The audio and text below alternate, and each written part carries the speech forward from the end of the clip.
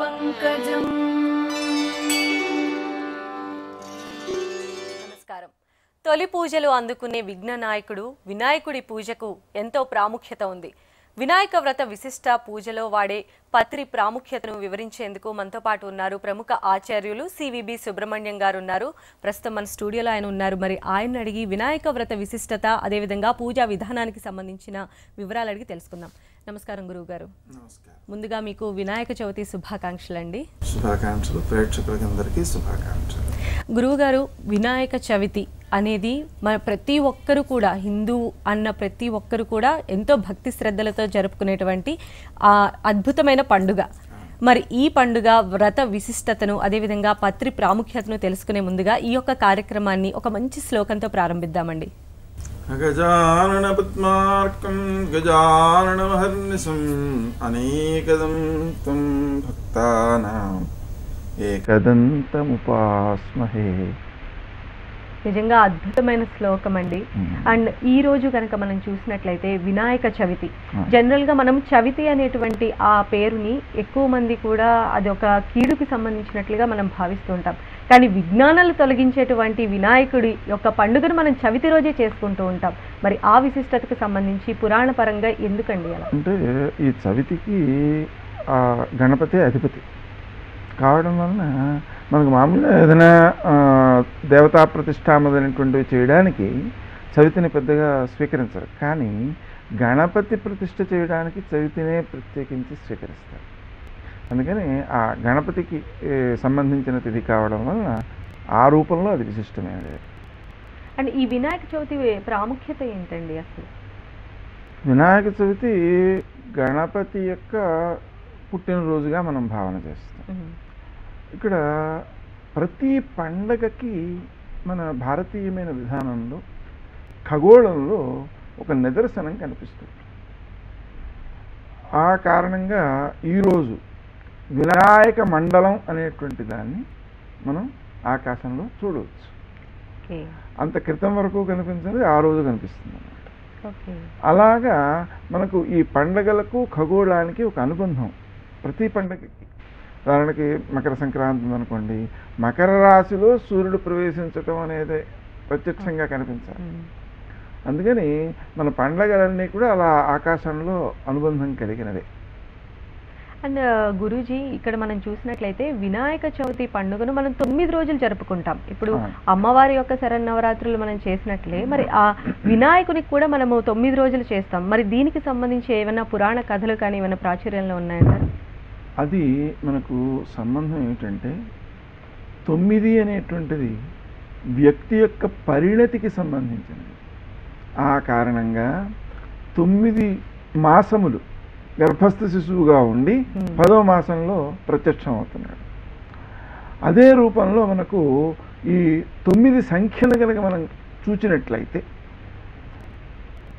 1 నుంచి 9 వరకు, తర్వాత ఆ సంఖ్య ఏమిటి అంటే సంఖ్య లేదు, 1కి పక్కన 0 అంటే 2 కలిపితే వచ్చింది అది. కాబట్టి ఈ 9 దాన్ని పరిపూర్ణమైన సంఖ్యగా కూడా గుర్తిస్తూ ఉంటాం. సంఖ్యాశాస్త్రాన్ని అనుసరించి 9కి అధిపతి కుజుడు. కుజుడు అంటే భూపుత్రుడు అనే భావన. ఈ పుత్రుడు అనేటువంటి ఏ భావన అయితే ఉందో ఆ భావన గణపతికి వర్తిస్తుంది. ఎందుకని అంటే మనకు ఆ గణపతి పార్వతీ పరమేశ్వరులకు సంబంధించిన పుత్రుడుగా మనం భావన చేస్తాం. కాబట్టి ఆ కారణంగా కుజునికి సంబంధించినటువంటి దోషాలను నివారించడంలో గణపతికి ప్రాధాన్యం ఉంది. కుజునికి సంబంధించినటువంటి దోషాల్లో అప్పులు చాలా ముఖ్యమైనవి. అంటే జాతకంలో కుజునికి సంబంధించినటువంటి బలం బాగులేకపోతే అప్పులు బాగా చేస్తూ ఉంటారు వ్యక్తులు, దానివల్ల ఇబ్బందులు పడుతూ ఉంటారు. కుజునికి సంబంధించినటువంటి స్తోత్రాలలో రుణమోచక అంగారక స్తోత్రం అని ఒకటి ఉంది. అదే రూపంలో రుణమోచక గణేశ స్తోత్రం ఉంది. అలాగే రుణమోచక గణేశ మంత్రం ఉంది. ఆయన రూపం కూడా ప్రత్యేకించింది రుణమోచకుడుగా. అంటే సింధూరవర్ణం విభుజం గణేశం అని సింధూరపు రంగులో ఉంటాడు ఆయన. అటువంటి ఆ గణపతిని కనుక మనం పూజ చేసినట్లయితే అప్పులు తీరిపోతాయి. అలా కుజునికి ఈతనికి అనుబంధం ఉంది. అలానే మనకి వినాయకుడు కూడా మొత్తం అష్ట రూపాల్లో కనిపించడం జరుగుతూ ఉంటుంది. ఉంది సుమారుగా సప్తకోటి మహామంత్రములు అని ఈ గణపతికి సంబంధించి 7 కోట్ల మంత్రాలు ఉన్నాయి. అలాగే 32 రూపాలు ఉన్నాయి. ద్వాత్రింశత్ గణనాయకుడు అని ఆ రూపాలు. అలా కాకుండా ఇంకొక రకమైన 8 రకాల గణపతులు ఉన్నారు. ఇలా వేరువేరు విధానాలు ఉన్నాయి. వాటిలో ఒక్కొక్క ప్రయోజనాన్ని అనుసరించి ఒక్కొక్క రూపాన్ని మనం భావన చేస్తాం. మరి ఈ వినాయక చవితి రోజు మనం కొలిచే వినాయకుడికి ఏదైనా పేరు ఉందంటారా? వరసిద్ధి వినాయకుడు. ఇక్కడ వరం అనే శబ్దానికి అర్థం ఏమిటంటే శ్రేష్టమైనది. మనకు ఏ వస్తువైనా శ్రేష్టమైనది లభించాలంటే ఏం కావాలి? జ్ఞానం కావాలి. ఎందువలన ఉదాహరణకి బట్టలు కొనుక్కోవాలనుకోండి. బట్టలు కొనుక్కోవాల్సి వస్తే ఆ వస్తువు యొక్క వస్త్రము యొక్క నాణ్యత, దానికి ఖరీదు, ఆ ఖరీదు అవతలవాడు చెప్పిన దానికి సరిపోతుందా లేదా, ఒకవేళ ఎక్కువ చెప్పినట్లయితే తగ్గించమని బేరవాడడం, ఇవన్నీ కూడా ఏమిటి? జ్ఞానాలు కదా. ఆ జ్ఞానములు కలిగినటువంటి వారు మాత్రమే శ్రేష్టమైన వస్తువును పొందగలుగుతారు. కాని వాళ్ళు ఏమవుతారు అంటే, మనం ఎక్కువ ఖరీదు పెట్టి తక్కువ విలువైన వస్తువును కొనేసాము అనేటువంటి బాధతో దాన్ని అనుభవించే ఆనందాన్ని కూడా కోల్పోతారు. అది చూసేవాడికి బాధ కలుగుతుంటుంది, అనవసరంగా నష్టపోయాము అని. అందుకని ఈ వర అనే శ్రేష్టమైనది సిద్ధించాలి అంటే జ్ఞానం కావాలి. ఆ జ్ఞానాన్ని అందించడంలో గణపతి ముఖ్యమైనటువంటి వాడు. ఇంకా విశేషం ఏంటంటే, మనకు సుబ్రహ్మణ్య స్వామి కూడా జ్ఞానానికి అధిపతే. దానిలో లౌకిక జ్ఞానము, ఆధ్యాత్మిక జ్ఞానము, ఈ రెండింటినీ సమన్వయం చేసేటువంటి శక్తి సుబ్రహ్మణ్య స్వామిలో ఉంది. కానీ ఆయన దగ్గర లేని మరో విశేషం గణపతి దగ్గర ఉంది. అదే తల్లిదండ్రులను ఆరాధించే వినయశీలం, పెద్దల మాటను అంగీకరించే వినయశీలం. నారదుడు చెప్పాడు అనేప్పటికీ దాన్ని ఆచరించాడు అన్నమాట. అలాగా ఈ వినయం అనేది ఎప్పుడైతే ఉందో, ఆ వినయం కలిగిన వాళ్ళు మాత్రమే జ్ఞానమును సద్వినియోగం చేసుకోగలుగుతారు. మన ప్రతి ఒక్క పండుగ ఖగోళ శాస్త్రానికి ఏ విధంగా సంబంధం కలిగి ఉన్నదో, అదేవిధంగా ప్రతి పండుగ కూడా మనకి ప్రకృతికి సంబంధించిన పండుగలాగా అనిపిస్తుంది.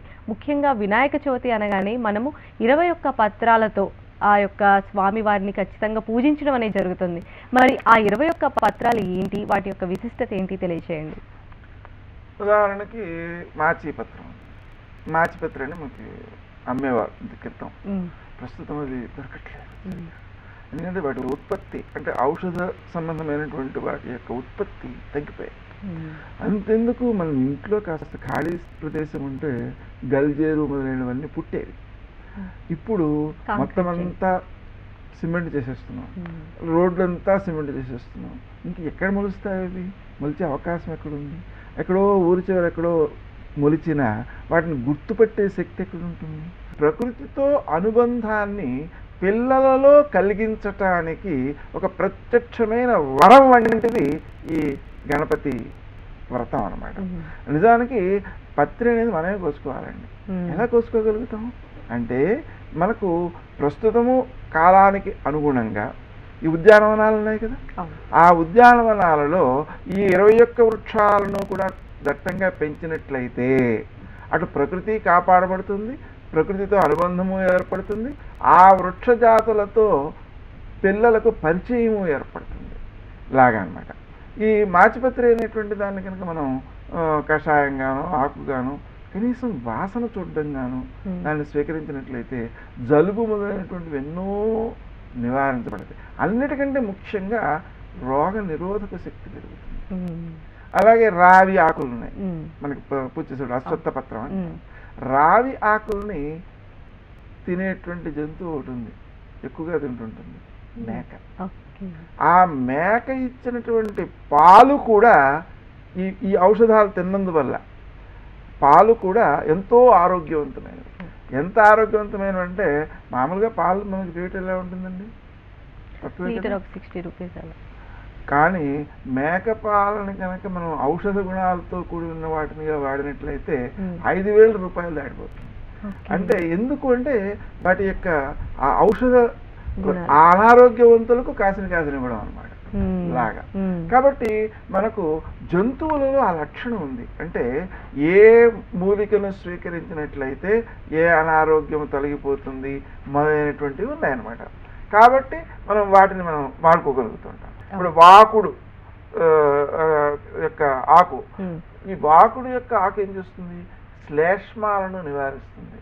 జ్వరాలు వస్తుంటాయి చూసారు, వాటిని కూడా నివారిస్తుంటుంది. ఇలా ఎన్నో ప్రయోజనాలు వాటన్నిటా కూడా ఉన్నాయన్నమాట. అంటే అందులో కూడా చాలా ఇంపార్టెంట్, అంటే జిల్లేడు పత్రం ఒకటి ఉంటుంది, తెల్ల జిల్లేడు పత్రం. జనరల్గా జిల్లేడు అంటేనే దాన్ని మనం ఒక దానికి సంబంధించినట్లు చూస్తూ ఉంటాం. మరి ఈ జిల్లేడు యొక్క విశిష్టత ఏంటండి? ఎందుకని స్వామివారి పూజలో దీన్ని ఉపయోగిస్తాం? ఎంత విశిష్టమైనదంటే ఇక్కడ ఆ జిల్లేడు వినియోగించే తీరుని బట్టి అది ఔషధం అవుతుంది. అర్క సంహిత అని ఒక పుస్తకం ఉంది. అది అన్ని రకాల అనారోగ్యాలకు కూడా జిల్లేడును ఎలా ఔషధంగా వాడవచ్చో తెలిపేటువంటి పుస్తకం. నిజానికి ఒక చెట్టు పైన అన్ని రకాల అనారోగ్యాలకి నివారణ చేసే విధంగా ఇంకే చెట్టు పైన పుస్తకం లేదు. జిల్లేడుకు సంబంధించిన విషయం మాత్రం ఆరోగ్య రూపంలో ఉపయోగించడానికి తగినది. అందుకనే ఆ అర్క సంహిత అనేటువంటి దాంట్లో చెప్పారు. అది జిల్లేడు పువ్వులు ఉన్నాయి చూసారా, అవి శివునికి ప్రీతికరమైనవి. అలాగే ఆకులు ఈయనకి ప్రీతికరమైనవి పూజ చేయడానికి. అలా మనం ప్రత్యక్షంగా దాన్ని తినేయకూడదు, కానీ ఔషధ రూపంలో దాని విలువలు చాలా ఎక్కువ. సుమారుగా 56 రకాల అనారోగ్యాలను నివారించే శక్తి జిల్లేడు ఒక్క దాంట్లో ఉంది. అదేవిధంగా వినాయక వ్రతం ఏ రకంగా చేసుకోవాలి అనే విషయాల గురించి మాట్లాడుకునే ముందు చిన్న విరామం తీసుకుందామండి. వినాయక చవితి ప్రత్యేకం శివునికి అత్యంత ఇష్టమైనటువంటి పత్రంగా మనం బిల్వ పత్రాన్ని కొలుస్తూ ఉంటాము. మరి తనయుడికి కూడా అత్యంత ఇష్టమైన పత్రంగా దీన్ని చూడొచ్చు అంటారా? ఒక వాస్తవం ఏమంటే శివుడు ఉన్నాడు. ఆ శివుడికి శివలింగాన్ని మనం పూజ చేస్తాం, శివలింగానికి అభిషేకం చేస్తాం. శివలింగానికి అభిషేకం చేయడం అంటే దానిలో పరమార్థం ఏమిటంటే భూమి యొక్క ఆకారం అలాగే ఉంటుంది. అంటే భూమి నిండా నీరుండాలి అని కోరేటువంటి విశాల హృదయం. మా రాజ్యంలోనే మా ఊళ్ళోనే నీళ్లు కావాలి కాదు, అలా విశ్వమంతా కూడా అంటే భూమండలం అంతా కూడా నీరు కావాలనే కోరికే ఆ శివునిపై అభిషేకం చేయడం. ఎందుకంటే శివునికి అష్టమూర్తులు, 8 మూర్తులు అనమాట. 8 మూర్తులలో మొట్టమొదటిది భూమి. కాబట్టి ఆ భూమి మొత్తం నీరుండాలి అనే కోరిక దాంట్లో చిత్తమై ఉంది. మరి మారేడు దళాలతో శివుడిని పూజించడం అంటే అర్థం ఏమిటి అంటే ఆ భూమి అంతా కూడా మారేడు చెట్లు నింపాలి అని. ఎందుకు నింపాలి అంటే మారేడు చెట్టుకు విశేషం ఉంది. ఏంటంటే ఆధ్యాత్మిక దృష్టికోణంలో అది లక్ష్మీ స్వరూపం, అంటే లక్ష్మీ ఆ రూపం పొందింది. కాబట్టి ఆ చెట్టు పాతినట్లయితే సకల సంపదలు సిద్ధిస్తాయి, ఆ డబ్బుకి లోటు ఉండదు, 7 జన్మల పాపం పోతుంది.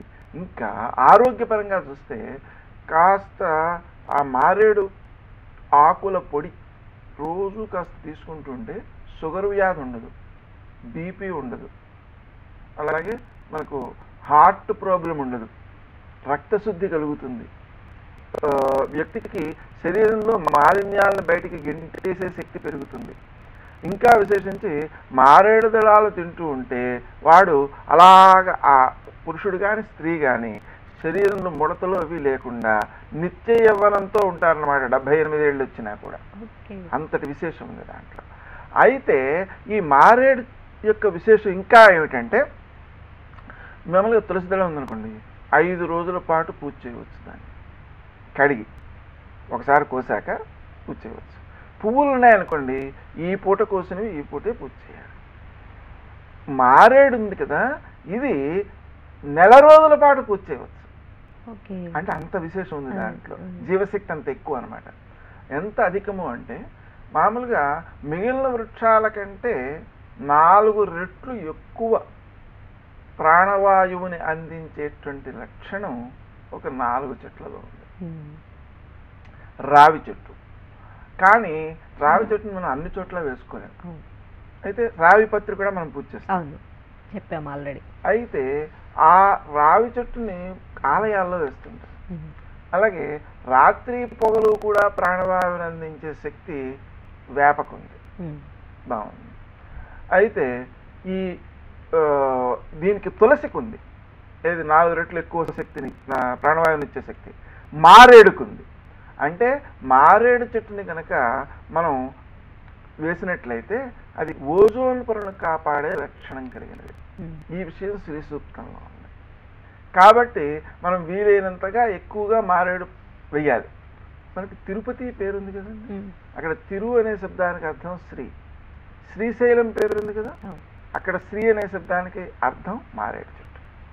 అంటే మారేడు చెట్లతో నిండి ఉన్నది కాబట్టే శ్రీశైలం, మారేడు చెట్లతో నిండి ఉంది కాబట్టే తిరుమల.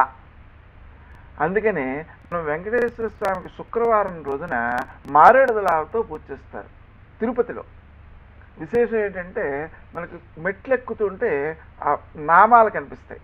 ఆ నామాలలో బిల్వదళార్చిత గోవింద అని ఉంటుంది. అది లక్ష్మీ స్వరూపం కాబట్టి లక్ష్మీదేవికి ప్రీతికరమైనదే, శివునికి ప్రీతికరమైనదే, విష్ణువుకు ప్రీతికరమైనదే, గణపతికి ప్రీతికరమైనదే. అంటే మొత్తం భూమండలంలో అందరి దేవతలకు ఇష్టమైనదే. గరిక గురించి అలాగే ఇక్కడ ఈ గరిక అనేటువంటి దానికి చాలా ప్రత్యేకత ఉంది. ఏంటంటే మనకు కుక్క ఉంది కదా, అజీర్ణం చేస్తే గరిక కాస్త నవిలి కక్కుకుని ఆరోగ్యాన్ని చేకూర్చుకుంటాం.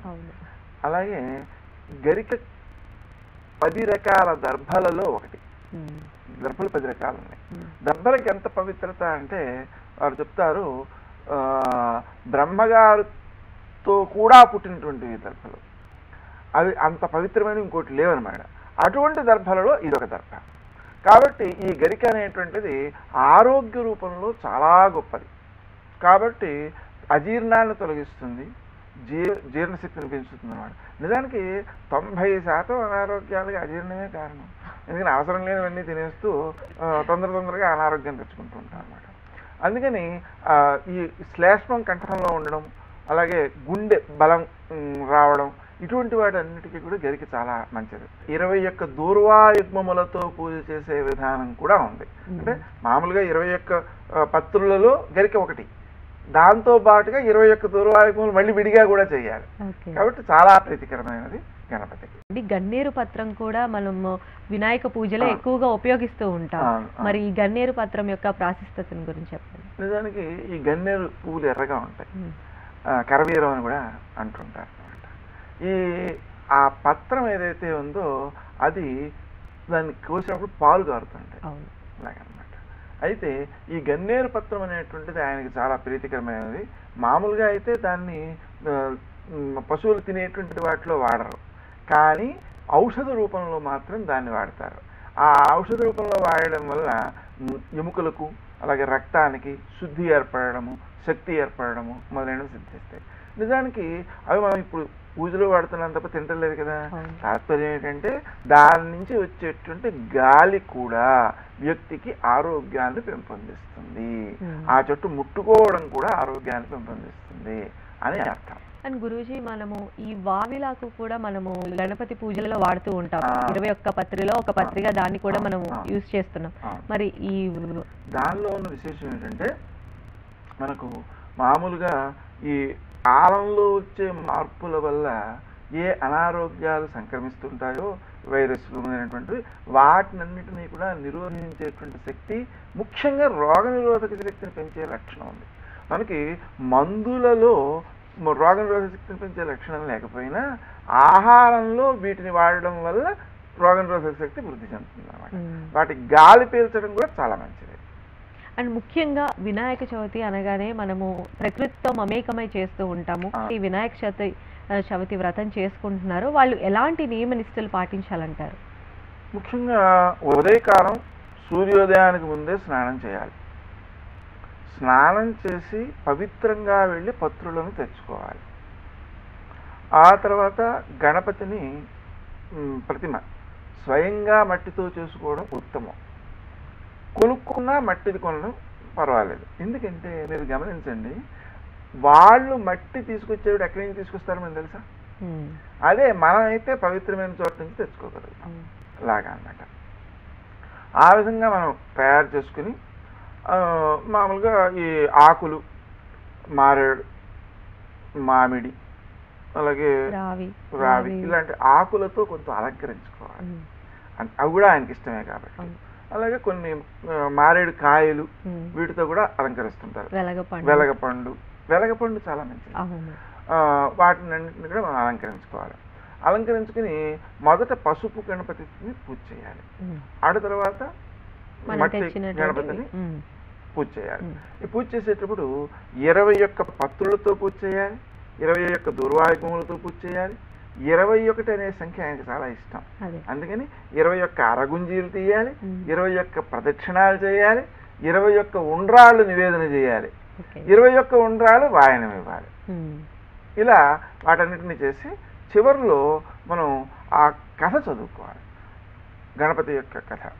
ఆ కథలో చంద్రుడు చూచి నవ్వడం, ఆ నవ్వినందువలన ఈయన పొట్ట పగలడం, దాన్ని పాముతో కుట్టడం, ఆ తర్వాత ఆ చంద్రుడికి శాపం ఇవ్వడం, మళ్ళీ ఈ కథ చదువుకుని అక్షతలు వేసుకున్నట్లయితే ఆ శాపం పోతుందని కథ చెప్పుకోవడం. ఆ కథ అంతా చెప్పుకుని అక్షతలు శిరస్సుపై ధరించాలి.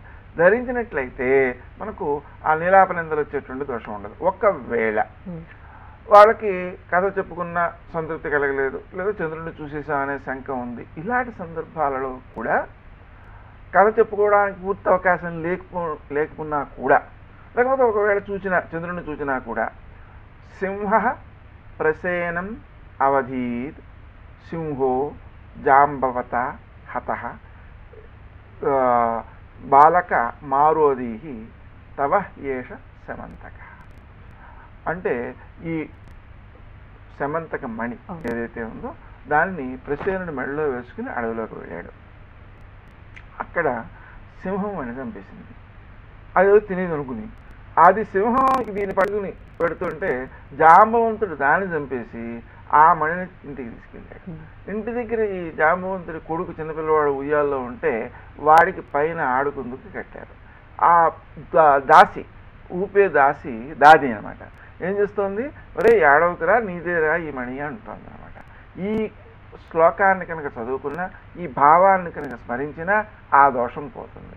అంటే నీలాపనిందలు వచ్చేటువంటి దోషం పోతుంది. ఓకే, నిజంగా థ్యాంక్ యూ సో మచ్ అండి. ధన్యవాదాలు గురూజీ. మీకు ఈ యొక్క పండుగ రోజు ఈ యొక్క 21 పత్రుల యొక్క విశిష్టత, అదేవిధంగా వినాయక చవితి వ్రత విధానం గురించి చాలా చక్కగా ఎక్స్ప్లెయిన్ చేశారు. థ్యాంక్ యూ సో మచ్ అండి. ఇది ఇవాల్టి వినాయక చవితి ప్రత్యేక కార్యక్రమం. నమస్కారం. గజాననం భూతగణాది సేవితం నమామి విఘ్నేశ్వర పాద పంకజం.